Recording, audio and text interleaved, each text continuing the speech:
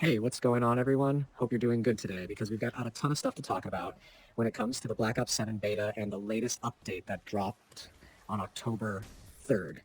This isn't going to be one of those short little rundowns where I just skim the surface. I want to really take you through all of the changes, the new content, what Treyarch is adjusting, how the community is reacting, and what you should be paying attention to as you keep grinding the beta. So just imagine this, like we're hanging out and I'm filling you in on everything I've been seeing and reading up on, as well as some thoughts on where this game is heading. First off, let's talk about what actually got added in this patch. On October 3rd at 10 a.m. Pacific time, Treyarch unlocked new content for day 2 of the beta. This included a brand new 6v6 multiplayer map called Imprint, which instantly shook things up for people who had already been running the earlier maps like Cortex, Exposure, and the Forge. Imprint feels like one of those maps that was designed to get a ton of testing because the way the lanes are structured and the cover points are placed makes it perfect for gathering data on time to kill, spawn behavior, and how different weapon classes perform in mid-range battles. At the same time, they introduced a brand new mode called Overload, which is aimed at the more competitive side of players.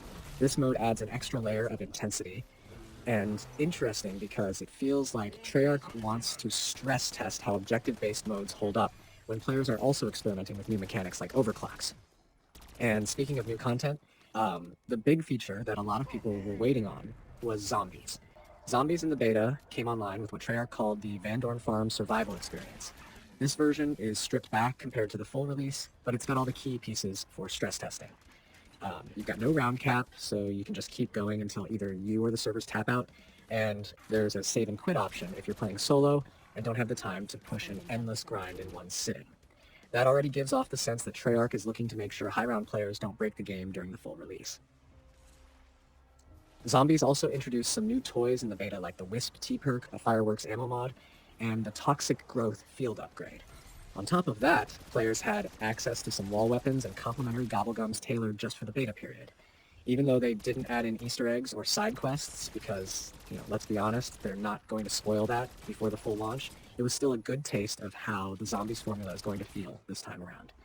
Now let's shift gears to one of the most talked about topics, time to kill, or TTK. Since day 1 of the beta, players have been very vocal that the TTK feels a little too quick. You've probably noticed that yourself if you've been in a match. It can feel like you barely peek, and boom, you're dead before you can react. Treyarch addressed this directly in the October patch notes, saying they're closely monitoring the data and they're already planning adjustments. This is pretty huge because TTK is one of the core things that define how a Call of Duty feels. A faster TTK leans into that twitch reflex, arcade-style feel, while a slightly slower TTK makes positioning and reaction times more rewarding.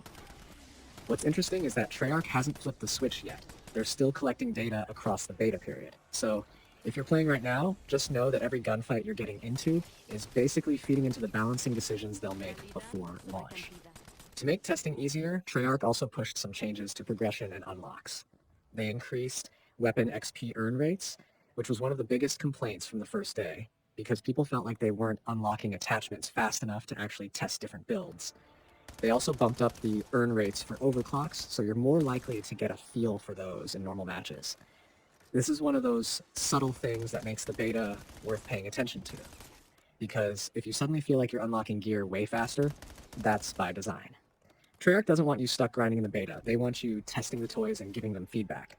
So now's the time to try out those attachments that you'd normally ignore and see if something feels broken or underpowered. The patch also hit on stability, which is always one of those things you can't really show off in flashy patch notes, but it's arguably the most important part of a beta. They knocked out a bunch of menu-related bugs, like issues in the Steam social menu and errors that were preventing people from joining games. They also fixed some navigation problems that were making the UI clunky, and login issues that were slowing people down at the start. On the gameplay side, they resolved several server stability issues that were tied to perks like Tracker, equipment like the Pinpoint Grenade, and even score streaks like the Skewer.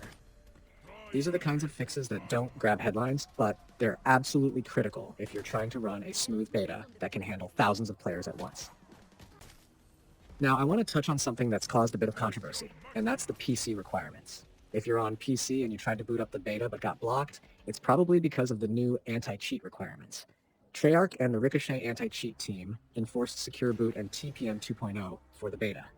What that means is, if your system doesn't have those security features enabled, the game just won't let you in. For some players, that's not a big deal because their PCs are up to date and it's just a matter of flipping a setting in the BIOS. But for others, especially people on slightly older rigs, this is a big barrier. And while it's definitely frustrating if you're on the wrong side of that, the reasoning is clear. They're pushing for a stronger anti-cheat foundation before launch. If they can lock down the environment during the beta, it's less likely we'll see the usual flood of cheaters when the game officially goes live. So where does all this leave us? Right now, the beta is in a really interesting place. On one hand, we're already seeing Treyarch's willingness to respond quickly, adding new content, adjusting XP rates, fixing bugs, and communicating about TTK. On the other hand, there are still big questions hanging in the air. How much are they actually going to adjust the time to kill? Are some weapons going to get nerfed hard before launch, or will it be more of a blanket change across the board? Will the PC anti-cheat requirements stick around in the exact same way, or will they loosen up to let more players in at the cost of some security? And how much of what we're testing in Zombies right now will carry over into the full release? From a player perspective, this is the time to experiment. With the XP boost in place, there's no reason not to mess around with attachments you'd usually ignore. Try out weapons across different ranges and pay attention to how fast or slow you feel like you're dropping enemies. If something feels way too strong or way too weak, that's the feedback Treyarch needs. In Zombies, push those high rounds if you've got the time and see how stable the game feels, because that's exactly the kind of stress test data they're looking for.